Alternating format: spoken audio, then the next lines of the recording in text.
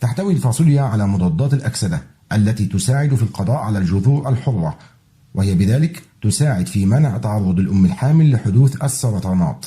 كما تحتوي على نسبة كبيرة من الحديد فتساعد في منع حدوث أمراض فقر الدم. والثيامين الموجود داخل الفاصوليا البيضاء يساعد الجنين في تكوين خلايا المخ والقدرات الإدراكية.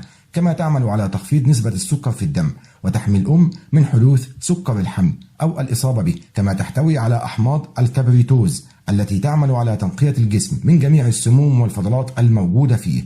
وللفاصوليا البيضاء فوائد جمالية للمرأة في فترة الحمل، فهي تساعد في الحفاظ على صحة البشرة، لأن البشرة في فترة الحمل يحدث فيها الكثير من التغيرات، لأنها تكون أكثر عرضة لحدوث التقلبات الهرمونية. كما تقوم بإعطاء البشرة النضارة والحيوية المطلوبة وتحميها من ظهور التجاعيد. كما تحمي البشرة من الأشعة فوق البنفسجية.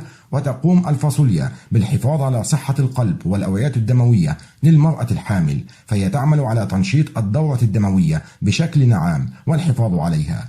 كما تساعد في بناء الهيكل العظمي الخاص بالجنين، وذلك لأنها تحتوي على الكالسيوم والمغنيسيوم، وهذه العناصر تساعد أيضا في الحفاظ على صحة الأم وعدم تعرضها لنقص الكالسيوم في الجسم.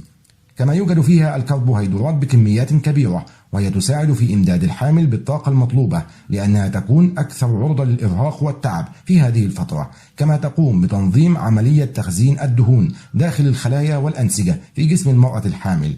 كما تحتوي على البروتينات والتي تساعد في بناء جسم الطفل بشكل سليم وتساعد في ولادته بوزن مثالي. كما أن هذه البروتينات تساعد في بناء الخلايا والأنسجة. وأهم العناصر الموجودة في الفاصوليا البيضاء هي حمض الفوليك، وهو مهم جدا للحامل خاصة في الفترات الأولى من الحمل، وذلك لأنه يعمل على منع حدوث تشوهات وعيوب خلقية في الجنين. كما يساعد في تقوية الدم وبناء الأنبوب العصبي. كما يمنع حدوث أي اضطرابات في فترة النمو السريعة للجنين. كما تحتوي على الألياف الغذائية الغير قابلة للذوبان في المياه، وهذه الألياف مهمة في منع حدوث الإمساك عند الحامل،